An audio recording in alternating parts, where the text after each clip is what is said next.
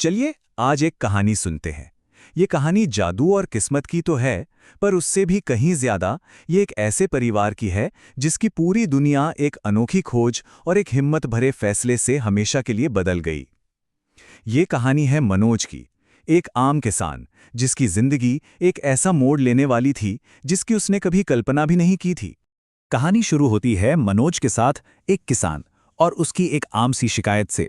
देखिए, मनोज के लिए उसकी खेती ही उसकी दुनिया थी, लेकिन अब उसका शरीर ही उसका साथ नहीं दे रहा था। और ये सिर्फ जिस्मानी दर्द नहीं था, ये इस बात का इशारा था कि एक बड़ा आर्थिक संकट दरवाजे पर दस्तक दे रहा है। तो मनोज का परिवार ना एक बहुत बड़ी मुश्किल में था।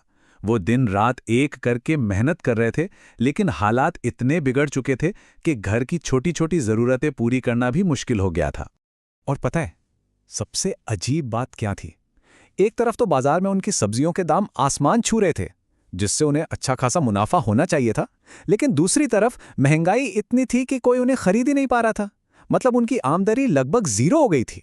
सोचिए, दिन भर की हाड़-तोड़ मेहनत के बाद मनोज के हाथ में आते थे सिर्फ 100 रुपए। अब इतनी सी रकम में घर चलाना और ऊपर से बेटे अर्जुन की कॉलेज की फीस भरना, ये तो नामुमकिन सा हो गया था। घर के ये बिगड़ते हालात देखकर बेटे अर्जुन से रहा नहीं गया। उसने एक बहुत बड़ा, दिल तोड़ने वाला फैसला लिया। उसने अपने परिवार को संभालने के लिए अपनी पढ़ाई बीच में ही छोड़ दी। बस एक उम्मीद थी कि जब सब ठीक होगा तो वो वापस अपनी किताबों की दुनिया में लौट पाएगा। लगता है जैसे मुसीबतें कम होने का नाम ही नहीं ले रही थीं। एक बस एक्सीडेंट में अर्जुन बुरी तरह घायल हो गया। उसके ऑपरेशन के लिए चाहिए थे 2 लाख रुपए, एक ऐसी रकम जिसका इंतजाम करना मनोज के लिए नामुमकिन था। अपने बेटे की जान बचाने के लिए मनोज को अपनी आखिरी उम्मीद, अपनी जमीन बेचनी पड़ी। तो अब मनोज के पास कुछ नहीं था। जमीन बिक चुकी थी, बेटा मुश्किल में था, पूरी तरह से टूट चुका था वो। इसी निराशा में वो एक बंजर, छोड़े हुए खेत पर खेती करने की कोशिश करता है। शायद उम्मीद की कोई आखिरी किरण मिल जाए। 2 दिन तक वो सूखी जमीन पर मेहनत करता रहा, लेकिन कुछ नहीं हुआ। वो बस भगवान से कोई चमत्कार मांग रहा था। और तभी, जैसे ही उसने अपनी कुल्हाड़ी से जमीन पर वार किया, एक अजीब धातु की आवाज आई, ठन। ऐसा लगा जैसे जमीन के नीचे कुछ है। थोड़ी और खुदाई करने के बाद जमीन के अंदर से निकली एक खूबसूरत सुनहरी थाली। मनोज हैरान था कि खेत में थाली का क्या काम, पर वो इतनी सुंदर थी कि वो उसे अपने साथ घर ले आया। फिर कुछ दिन बाद घर पर एक अजीब सी घटना हुई। अर्जुन के खाने में एक छिपकली घिर गई। उसकी मां देवकी उसे दूसरी थाली में खाना देने गई और गलती से वही सुनहरी थाली उठा ली। और जैसे ही उसने थाली पर एक रोटी रखी, वो 1 से 2 हो गई। उन्हें अपनी आंखों पर यकीन ही नहीं हुआ। ये तो कोई जादुई थाली थी, और बस यहीं से उनकी जिंदगी पूरी तरह बदलने वाली थी।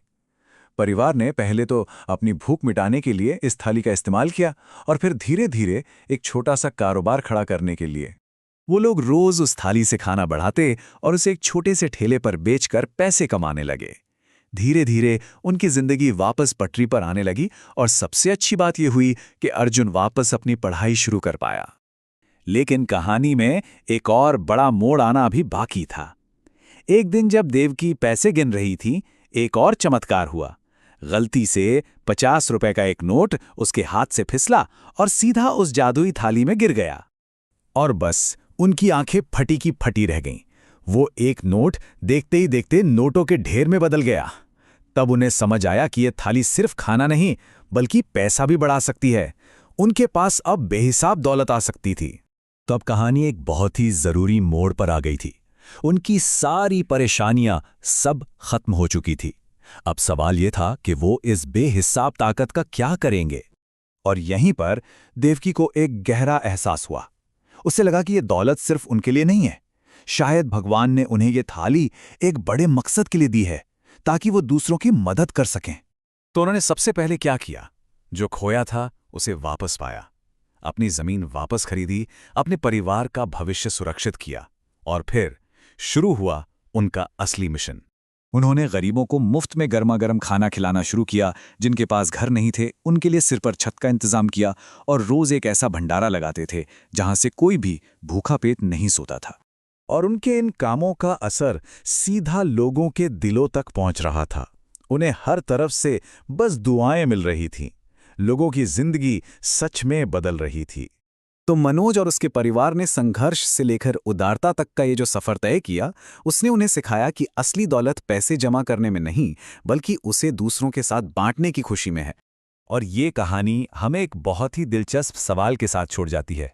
सोचिए, अगर किसी को ऐसी कोई जादुई चीज़ मिल जाए जो उसकी हर ज़रूरत पूरी कर सके, तो वो उसका इस्तेमाल कैसे करेगा?